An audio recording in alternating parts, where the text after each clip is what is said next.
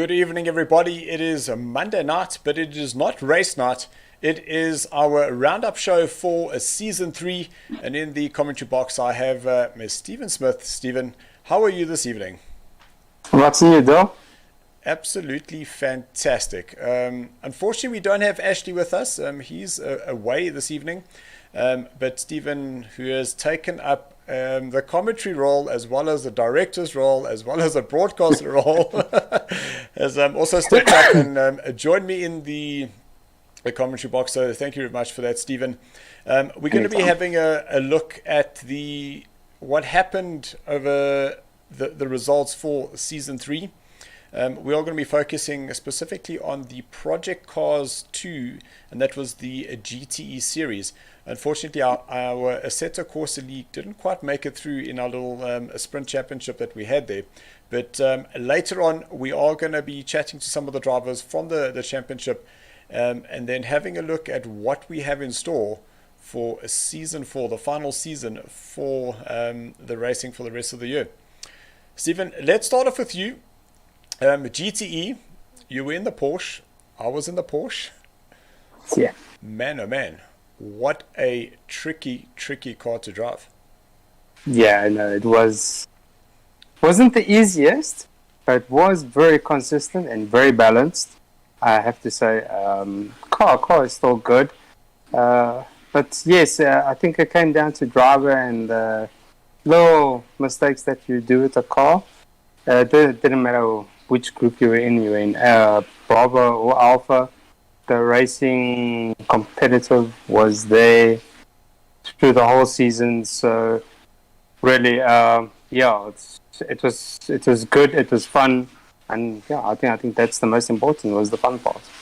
So it was actually quite interesting because the Bravo tier came down to the wire. It was basically out of the 3 drivers between yourself, Tyler, and Christo, whoever landed up winning that evening was basically crowned the SARCO Bravo tier champion for that season 3. Yeah, that's correct. So just in terms of some of the nerves that you obviously were feeling going into that race, I know that we worked quite closely, but behind the scenes, just in terms of sharing a setup, both of us in the Porsches. Yes.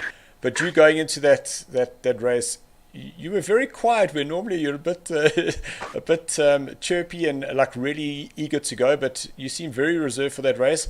Did you feel that the nerves were really starting to come in, specifically in knowing that everything was on the line there?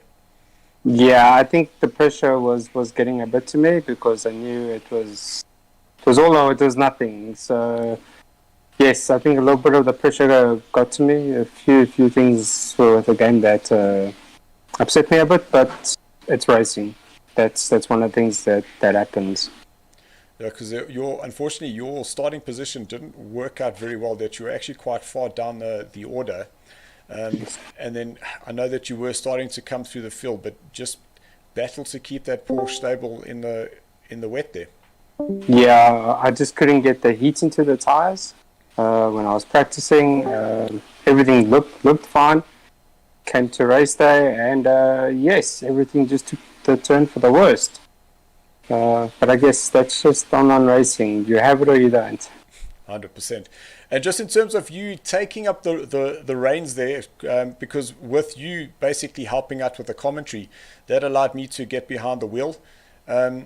Just your experience in terms of being a commentator and seeing it from the other side? Well, yeah, to see it from the other side is completely different. You see the different driving styles that everyone drives. Everyone's got a different line when it comes to different corners. Yeah, you see this person braking a lot later, a lot harder. Other people are very soft on the brakes. So, yeah, it was very interesting to see how the guys were driving.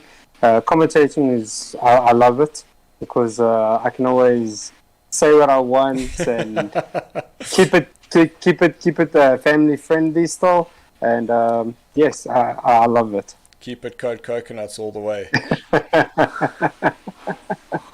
Yeah, no, definitely. So everyone, if you have joined us on the stream, please let us know that you're there. Drop us a message if you did manage to catch some of the racing action. Let us know what you did think about that. We did have a couple of races that unfortunately we did experience some difficulties in terms of getting it up, but we did put some plans in place so that we were able to rectify them so that we are able to bring that live racing action through to you. We do see that Tyler is trying to get himself in, but he keeps coming in and dropping out. Tyler, you are currently on mute. If I look at the Discord there, so we're not able to hear you. That should work. How's it, Dylan? No, man, sorry, just going in and out with the internet issues. My internet seems to be bad. Not a problem at all. And man, oh man, what a crazy little message that we saw from Brandon DeSantos that put up to say that not only is Facebook, Instagram, and WhatsApp down, but there is quite a bit of crazy stuff just happening in terms of that social media world at this stage. And luckily, our Discord is up and running, so we were able to continue with the show. Yeah. Oh, okay, you just went mute again. So just having a look at the messages coming through, we got Rudy Bass. He's saying he can't wait for the new season. And I'm pretty sure that Rudy is looking forward to bringing the heat back to you guys.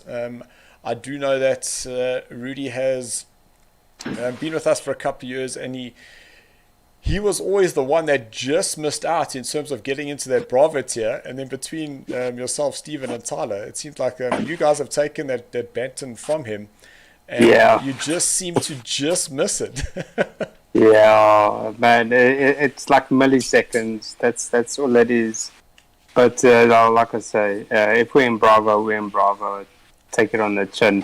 The guys in Bravo are just as friendly, just as quick, and the racing is always competitive. So, guys, before we just bring up the points, let's just go to you, Tyler. A big thank you to you as well. Also, assisting in terms of getting the lobbies for the Bravo tier up and running. Also helping Stephen in the time of need when he just needed that extra voice to get those commentaries. So big thank you to you, Tyler. We really do value the effort that you help us here with at SARCO. I missed most of that, but yeah, if it wasn't for everyone, I'll WhatsApp you. Oh, wait, I can't. If it wasn't for everyone doing their part, then I don't think it would be where it is, and hopefully it can grow. So everyone that puts in, every little bit of effort, I know it really helps. So to everyone as well, thanks a lot, because otherwise there wouldn't be a SARCO. There'd be nowhere for us to race. 100%. Just seeing Brandon DeSantos saying was an excellent season. Hopefully not much connection issues for the new season. Brandon, we definitely hope specifically for your sake is that you put in the time, get in your car to be competitive, and then to disconnect. Man, oh man, what a frustration. Yeah. So guys, it does seem like we have unfortunately not got Christo. Christo essentially was our championship winner. But what we can do is just bring up the Bravo points and just having a look at the final results. We'll start down at the bottom. We had Nassif who joined us, and he unfortunately wasn't able to get in more than one of the races. We know that he did have a DC. Jason, he joined us as well. He had quite a good finish. That was a top 10 for him in his first race. Memo, he came in and had a little go when Assetto Corsa wasn't really working for him. Then we had Ricky. He was down in 15th place with Yolan. And man, oh man, Yolan, he had many issues in terms of those disconnecting. Drodkar down in 13th place, 61 points for him. He was just behind James. With James finishing on a 68, he was in 12th place. Cutting Beef, our British international, he finished on 88 points. He was in 11th place. Nerdmaster, top 10 for him in his first complete season with us. And then Brandon, you can just see those DNFs there for Brandon. Not able to start, only got him down in 9th place with a win for him at Alton Park. So I reckon that Brandon was also in a Porsche, and he had some really good pace through that season. Yeah, he did. We had a Pete Hardeman. He was in 8th place. He did manage to get himself on the podium. That was at the Hockenheim circuit, one of my favorites. A Dane finishes off in a 7th place. You can see consistent Dane there. Lots of 7th places there for him. That got him to 152 points. Adrian Bond, he got a podium and a lot of 5th places. Unfortunately, Adrian, we won't be seeing him coming back this next season because he has said his goodbyes and he has moved on to the PC world. But we do know that Adrian will definitely keep his eye on the live stream. Then we've got Colin, a top 5 place there for him. That is obviously just being that consistent, and a couple of better wins over his son-in-law puts him higher up, and I'm sure that's definitely a bit of a family feud that Colin's gonna keep reminding Dane about. Then in 4th place, that went to Rudy Base, and you can see right at the end there, 46 points is the difference there. But as mentioned before, it came down to the top 3, and it was essentially a winner-take-all scenario there. Stephen finishing down in 5th place in that last spot, Tyler coming in 2nd, and then Christo taking the win, which put him at the top. Stephen, just in terms of your overall, a rough start to the season in terms of getting that 6th place, but then a couple of seconds of, so that's 3 seconds, 2 fourths, and 1 fifth, which unfortunately just wasn't enough to get yourself at the top there. But an absolute valiant effort. Just take us through your season. Yeah, round 1 was qualified pole, and then I just kind of threw it away. I just guess not enough endurance run on the car, and that's what cost me a possible win there. But yes, as we see, there's a lot of second places where I just didn't want to win it. I don't know why. The car was quick enough, but yes, I just didn't want to be in that top spot. It looked like I just wanted to be in that 2nd place all the time. So yes, through the rest of the season, Monza, the car was good there. It was quick. I think I had a little mishap there in the beginning. But other than that, pitting early in the race, went out, and then just started catching the guys quick, and it just had to play the long game with the guys. And then it was Le Mans. Le Mans also 2nd day, also dry wet section track run there, which was also part of our pole there. Me and Scott touched each other, but that's racing. You go for the gap, you touch. It's one of those things. If you can't always say, oh, I could have did this and could have did that. No, there is none of that. You go for the spot. If it's open, take it. You have a go. But yes. But other than that, the season was fun. The guys that put in the time and the effort, it showed on the track. The guys that didn't really spend that much time, it didn't show in the qualifying. It showed more in the long run, where you saw guys were battling and trying to see what the car was going to happen and how much fuel to put in the car. Because yes, we saw in Alpha where a lot of guys were running out of fuel. They were just putting that much. We won't fuel mention any in. names. No, we won't. But they just put in that much fuel to try and see if their car was going to be that lighter or quicker, and it actually bit them in the rear in the end of the night. So it was a tough call. So you just touched on the dry wet race in terms of the changing weather. Do you enjoy the changing weather in terms of having rain actually built into the racing itself? I love it because it's not the same all the time where it's just a dry track. Your top 3, top 4, top 5 are always going to be there with a bit of a wet weather track. It just showed the driving skills, what the guys actually had in Bravo and Alpha. So, yes, to actually have it like that, I think it's a lot more challenging because you got to find that you can't have a dry setup. You can't set up your car for the dry because when it hits the wet weather, it's a completely different animal out there. So you got to find that happy to medium when the weather does change. And when you come into the pits, you put on the correct tires and they're at the right temperature. So that all plays a big role. If you don't put the time into the game, you can't expect to get a good result out of the game. 100%. Thank you very much, Stephen. Third overall there for you, and that will score yourself 150 Rand courtesy of SARCO. Thank you. We will get hold of you in terms of just getting those banking details so we can make that transfer for you. Tyler, second place for you overall. You did manage to get yourself 2 wins, 2 second places, and 2 third places, so lots of podiums there for you. But unfortunately, 14 points behind Christo at the end there. Just in terms of your season, what were some of the highs and the lows there for you? Yeah, Dylan, I enjoyed the first race of the season. I knew the guys were going to be fast there, and in the GT40, I didn't expect to be that quick.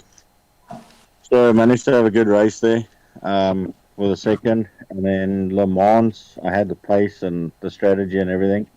We had mass disconnect, so that was one of the lows for the season for me.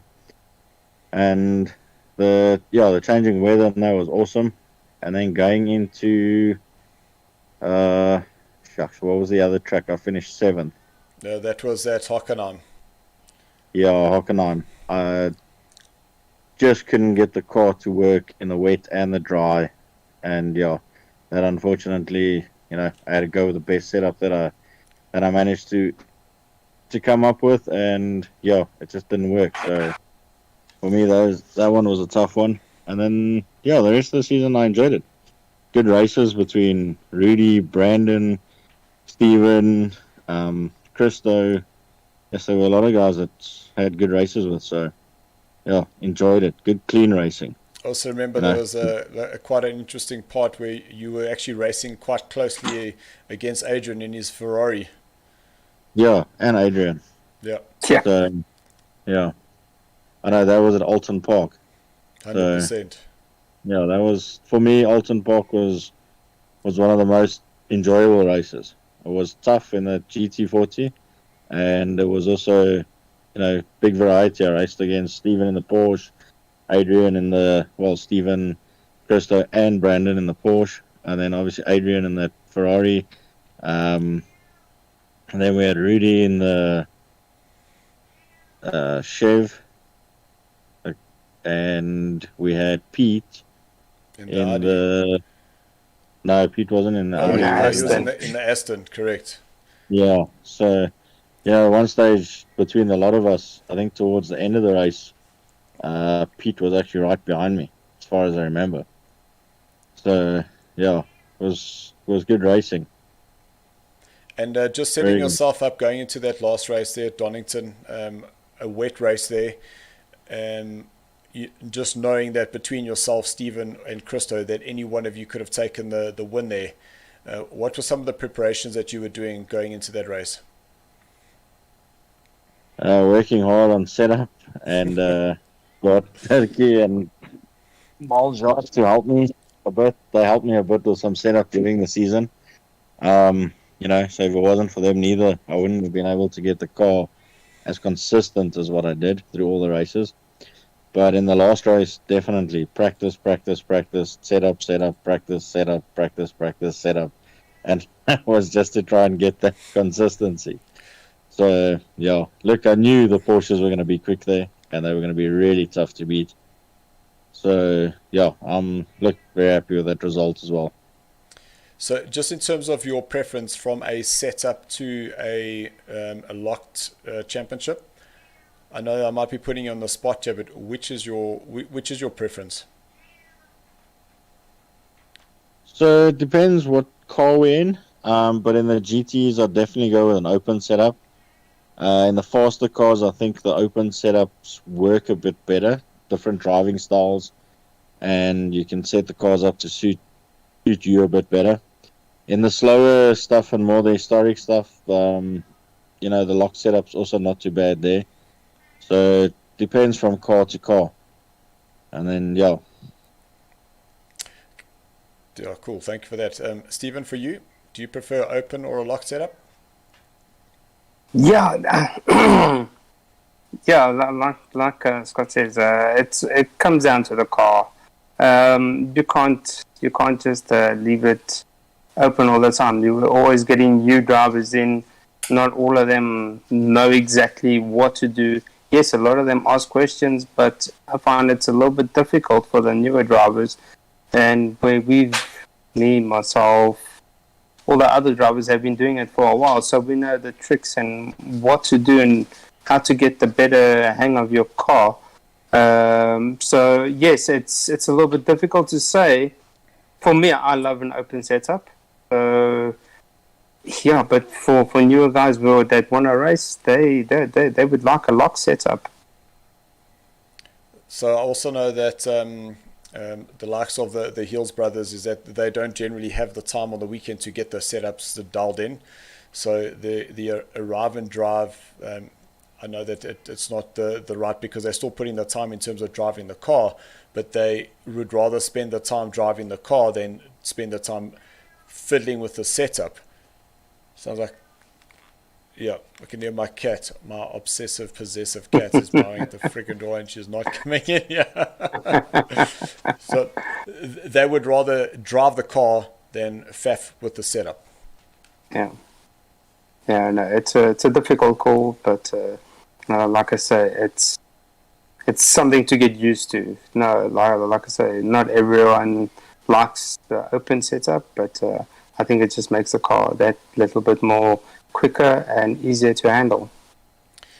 Right, guys, so we do have 5 minutes left to go, but I would rather just make the announcement here, just in terms of what's going to happen, just so we can fill that space, knowing that the Alpha Tier guys will be joining us in the holding lobby in the next minute or so, and then we'll pull them in as soon as they are in there. But the SARCO has been able to put up a cash prize for this season. So there was 1,000 Rand that went to the Bravo tier and 2,000 Rand that went to the Alpha tier. Not only that, but whoever finishes within the Alpha and the Bravo, those names will go into the draw, and we will be taking not one team but two teams to the final race at Formula K. So out of this season as well as our next season, we'll be taking 6 SARCO drivers to the Formula K final race of the year to have a huge endurance race. And man, oh man, am I looking forward to seeing an Alpha tier versus Bravo tier head to head in the real world. Stephen, you've had a little taste of it. What do you think about that? Oh man, like all I have to say is leave your coconuts at home and drive. 100%. Yeah, Tyler, when are we it's going to be fun. able to take some of our SARCO drivers around the track in your car? We'll organise that one day, Stephen. Oh, Dylan. So, yeah, the moment, not much time to go to the track. It's work, online racing, work, online racing. So the online racing is supposed to fill the gap between the real world and not just online racing and the real world falls away.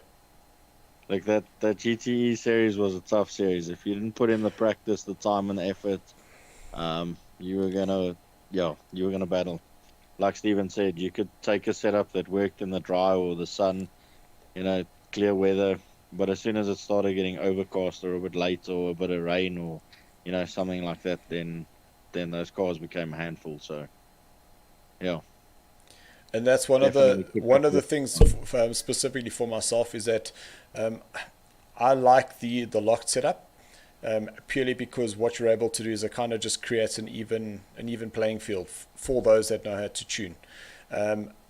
But I also understand that there's a lot of cars that are battle to drive, but give me a setup and all of a sudden a car that I cannot drive, I can drive pretty well, because all I'm doing is I'm just changing it to react the way I want it to, and not the way the car itself is reacting.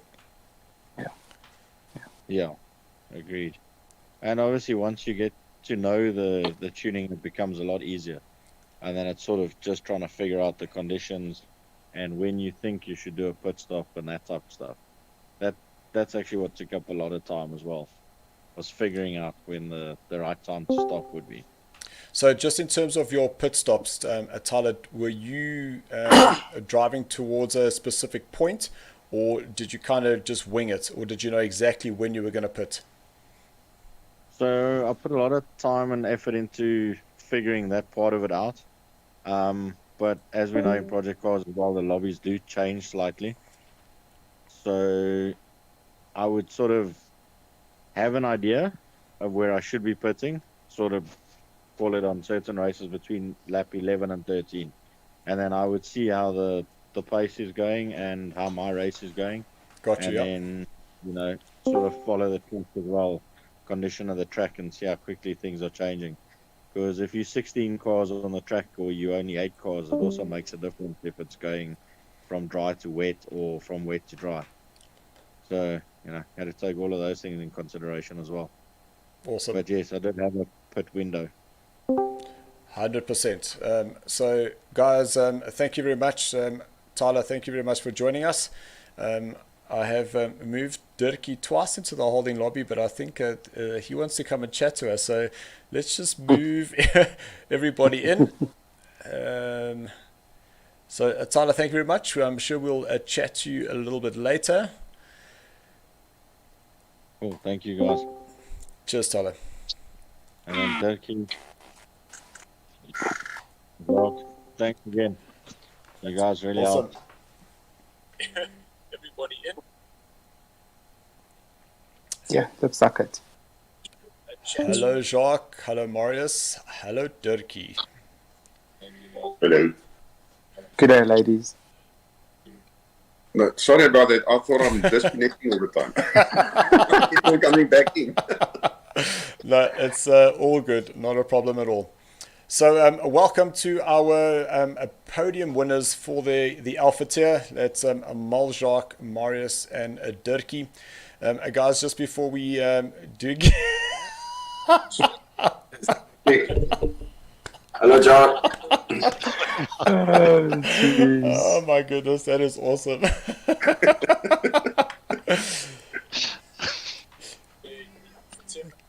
Okay, guys, what we'll do, let's just bring up the final standings, and a big thank you to Christo, who was our Alpha tier winner, who did provide this absolutely fantastic template for us, and he ran the points for us. But this is how the final points turned out. Is down in 17th place was Andrew Horn, 16th was Solash, 15th for Terry Wolford. Vaughan Hills down in 14th place, Dylan. terrible result for me, down in 13th position. Lendl in 12th with Louis in 11th place. Then going to the top 10, that was Robert, 92 points for him. Morris in 9th place, and that is Morris Jacobs and not Botma. Then 8th place went to Ross, 138 points there for him. Gavin came in 7th place with Brandon Hills in 6th position. Peter Brunt in 5th. And man, oh man, that was extremely close, because both Morris and Jakes both tied on 316 points.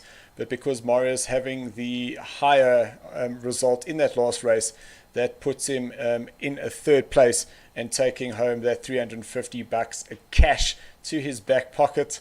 And I'm sure he knows exactly what he'll be able to buy with that and put it in next to his steering wheel. In a 2nd place, that went to a Rockstar Mal, even though there were some team orders there, and a little move over from Dirkie. We can see him laughing in the background there, which allowed him to secure that 2nd place. And then Dirkie at top of the table, 384 points for him. So that is a 3rd championship under the belt there for Dirkie. Morris, let's start off with you. You were basically the thorn amongst the wolves there in your BMW up against a sea of GT40s. Just in terms of the car, how was your season battling against some of those GT40s? It was very enjoyable. It was great fun. It was nice battles with the Fords. In some conditions, they had a little bit of an edge. In other conditions, we might have had a little bit of an edge. So it balanced out nicely. But all in all, it was a good match. The only reason, the difference was between all of us is Dirkie made no mistakes just about, which is absolutely awesome. I was talking to Jakes yesterday, and I realized I went over the line first 4 times, but only twice counted because of my mistakes. So yeah, it's difficult to win if you make too many mistakes, but it was a great championship. It was a great rivalry, lots of fast guys, good drivers. So it was lots of fun. I enjoyed it. It definitely seemed very, very congested, especially that 6th, 7th, 8th, 9th, at 6th up to 1st, is that the cars were always so close. Even just watching those times during the races, is you're looking at like 0.3 of a second between the leaders at just about any time, and it just seems so close all the time, and that just driving with that constant pressure, really, really awesome to see. Yeah, no, for sure. And that's where the difference comes in. When it's so close, the only difference is how many mistakes do you make?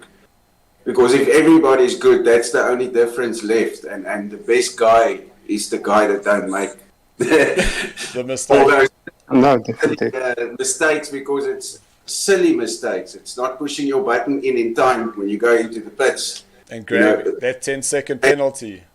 You can only be angry with yourself. You can't blame anybody. No, 100%. Well, an absolute valiant effort there, Morris. A 3rd place for you in your BMW, and I'm pretty sure that you could be happy with that result. Yeah, no, I'm happy. I didn't actually expect to be top 3 because of all the mistakes. You see how close it is. Jakes ended up same points. Yeah. Very, very, very close. And if it wasn't for the awesome teamwork there of the rock stars, that shifted, leapfrogged us. Yeah, that was definitely Dirkie, this is Toto. Please move over. No, I knew he was going to do that. I mean, that's the only thing that makes sense when you're in a team. So that was good thinking there. But well done, guys. It was an awesome championship. Okay. So let's go to you, Mal.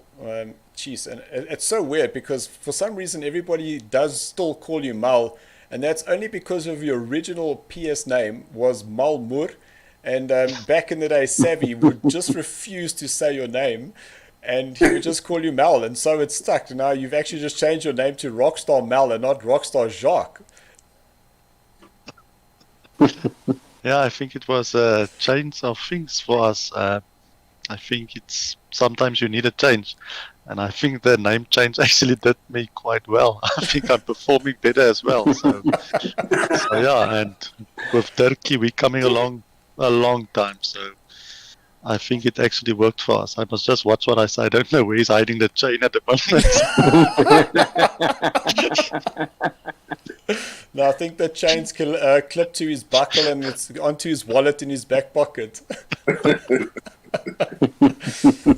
So Jacques, yourself and Dirkie did team up for the championship, and I know you guys did endless sessions of testing, practicing, fine-tuning per track. What are some of the things that you think that you guys were doing that some of the others possibly weren't? Secret sessions. Ah, exactly.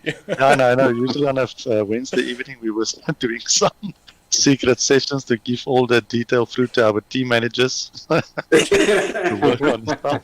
But yeah, I think most of the time it's basically time and effort. And I think me and Dirkie, we understand each other's driving style, so we can help each other.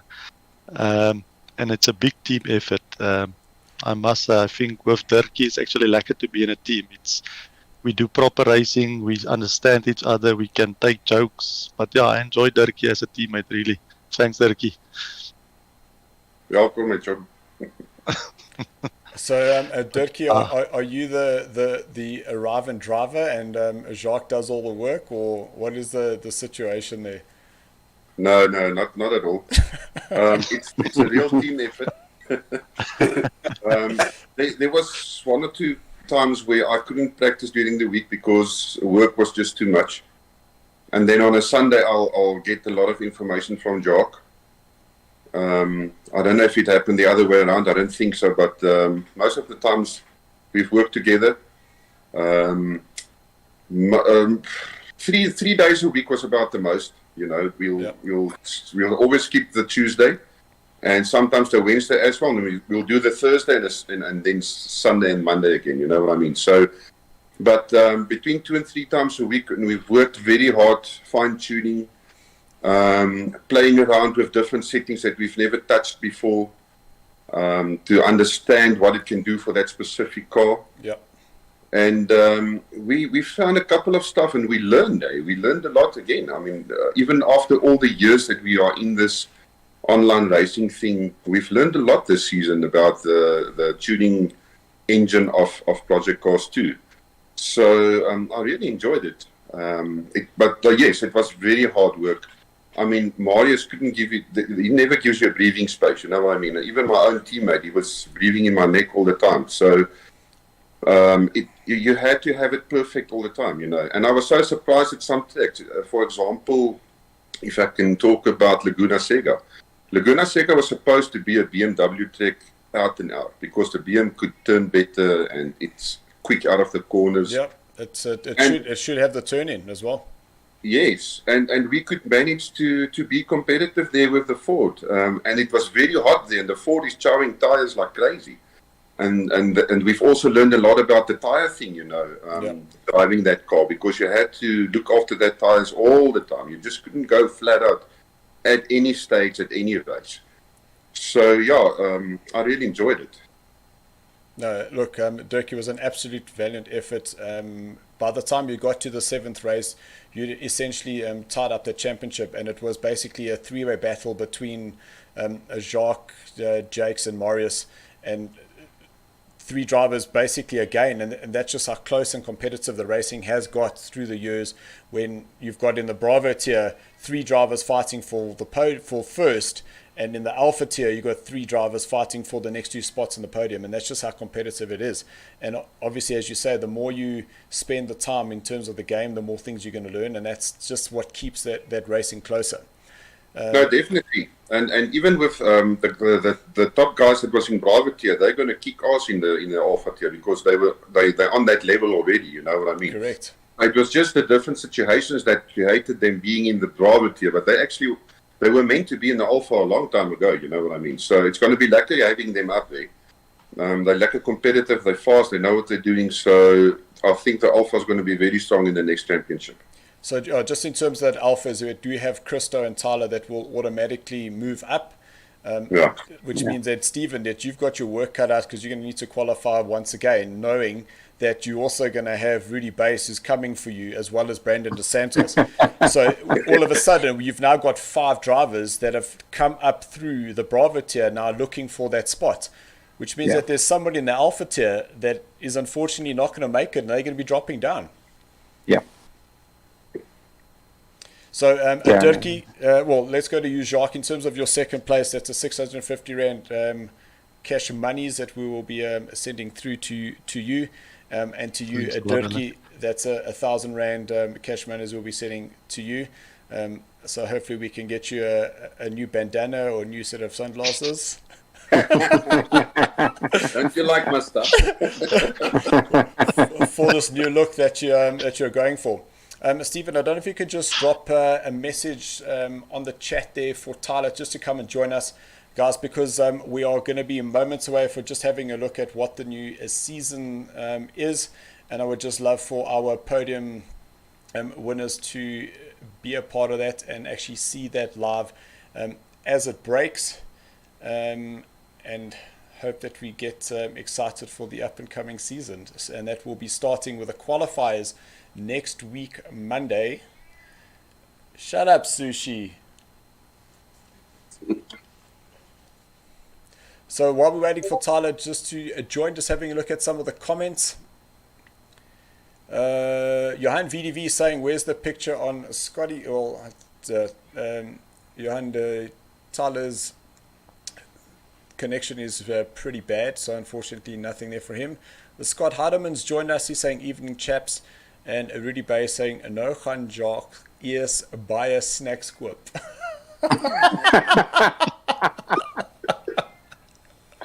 Oh, goodness. Yes, Tyler, I've got your sticker for you. Don't worry. Come and join us in the Discord, please. And let's have a look at what's going on. Okay, so what I need to do is realize that I need to do this.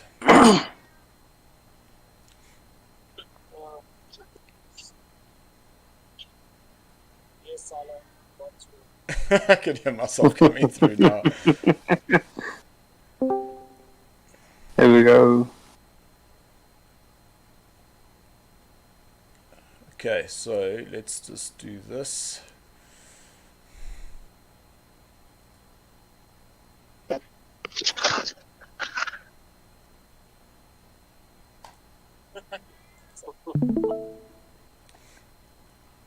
Okay, guys, so the first season, this is for the Monday night, looks a little something like that. So guys, once it's up, just click on the little window and you should be able to get the full screen there.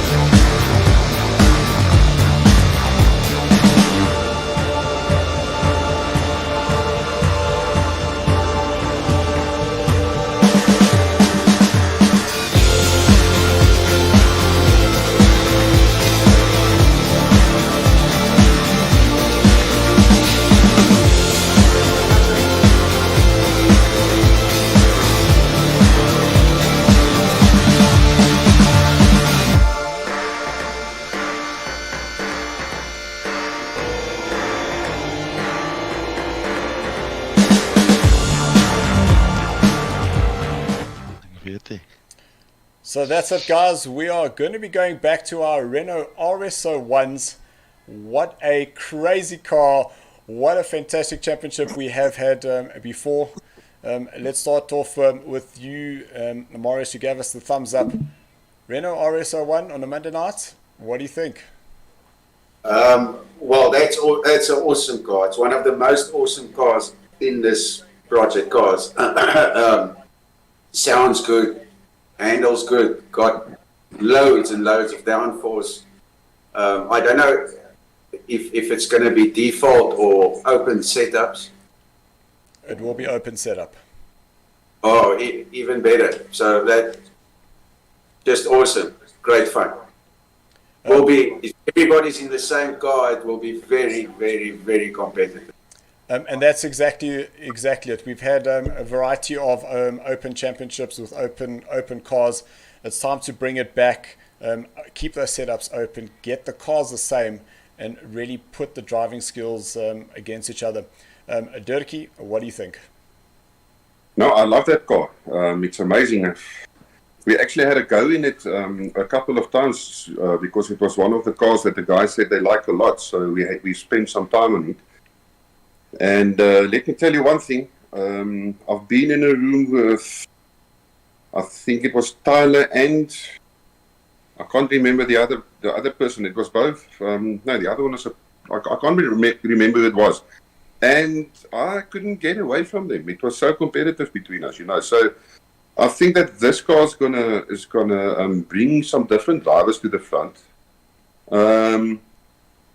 I'm not always fast in a high downforce car, but I'll do my best. I like the loose stuff, but anyway, I'm gonna do my best. That's for sure. And I enjoy the car. I love it.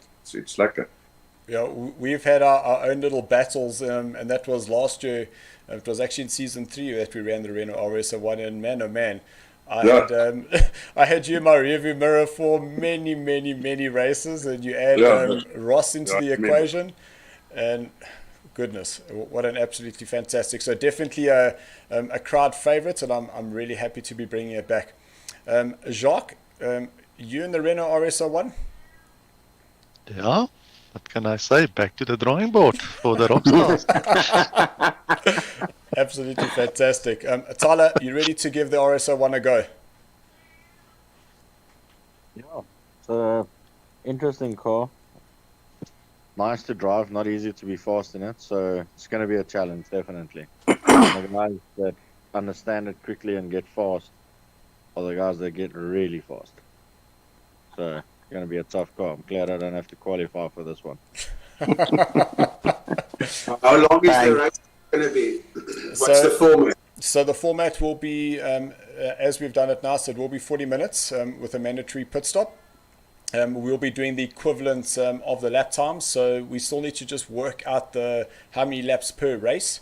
But as of this evening, the website will be live as soon as the live stream is done. So the registrations will be open, so you can get those entries in. But leading up to this weekend, we will definitely get those laps updated. And will the qualifying format be the same as in the past? Three sessions? 100%. And what that does is that it just creates a show for the qualifying. People get to see exactly what it is, and you just need to be consistent. So we will do that the same. What we are changing in terms of the qualifying is that there's a 10-minute session, but there's only one flying lap that is going to determine your starting position.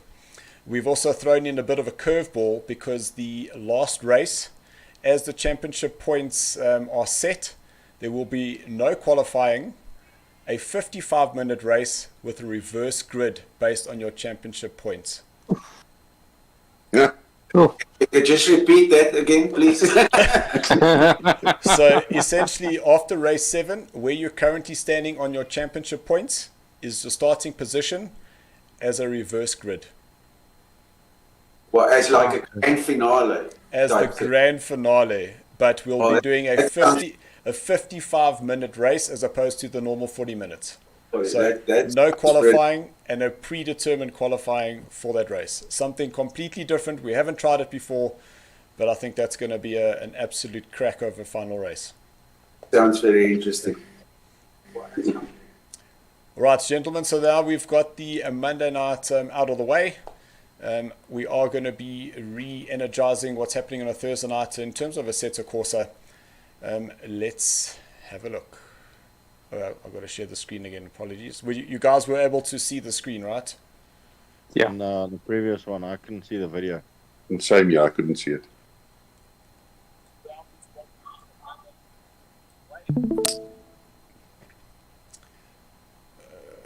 Let's give it a go.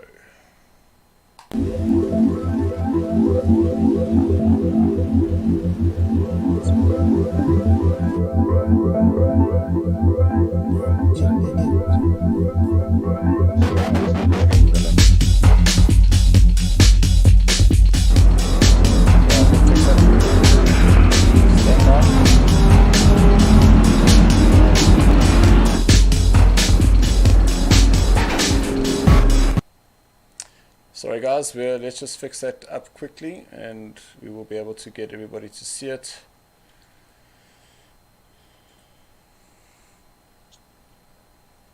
Oh yeah, I can drive my Porsche.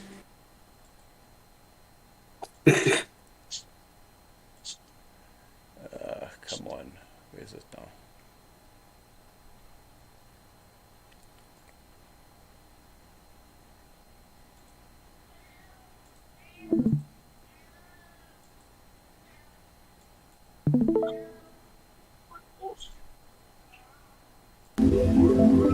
Yeah, that's it.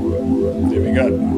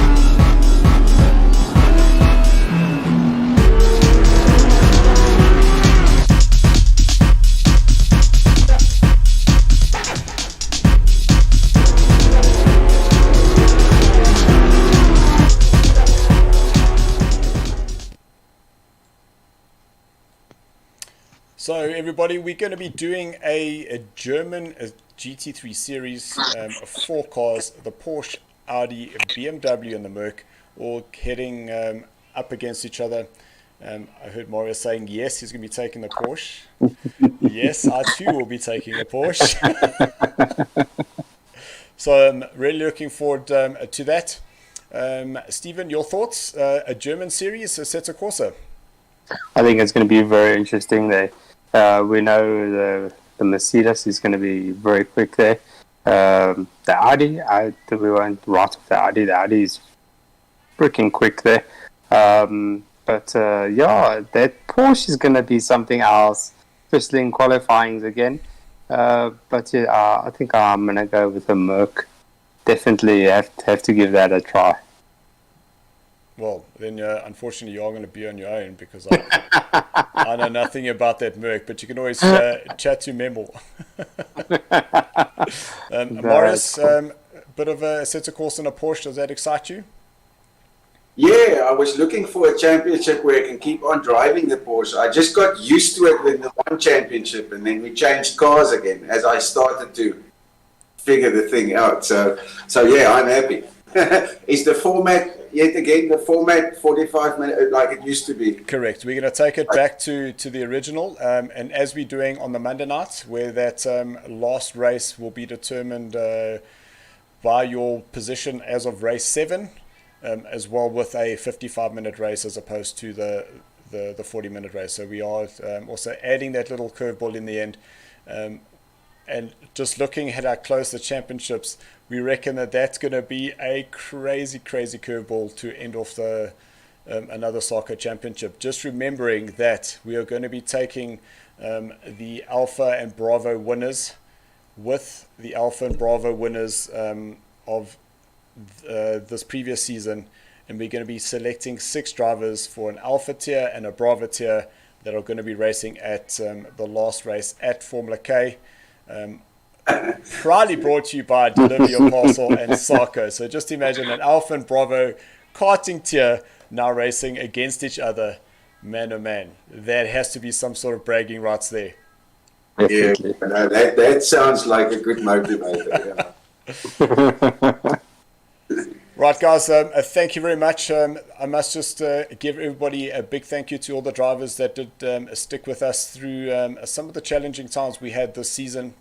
But all of those little kinks have been worked out. The website will be live within the next 4 to 5 minutes. And then you will be able to go and enter in to those leagues. The registrations will be open for the qualifying starting on Monday for the Project Cars season, as well as next week Thursday for Assetto Corsa. Other than that, I don't really have anything to say. I don't know if anything, Stephen, if there's anything that you want to add. No, just keep on practicing. Okay, well, I'm looking forward to it. Thanks, guys. I'll see you on the track. Thank you, Morris. Enjoy. Thank you very much, Tyler. Maybe Thank you. Cheers, guys. Bye. just on the Cheers. check-in Bye, that will bye. be removed from the website. Oh yes, yeah. So we will be putting that announcement up on the Discord. Is that we are going to be removing the check-in off the website. That check-in we will be doing on the Discord. It just is going to allow some of our hosts, our lobby hosts, just more visibility. And what it does is also just save some of those monthly costs, which means that we could give that possibly back into some prize money. So guys, thank you very much. Looking forward to this up and coming season. And all I can say, guys, is until then, keep practicing, keep racing, and thanks for watching. Yos. Cheers, guys. Bye bye. Cheers.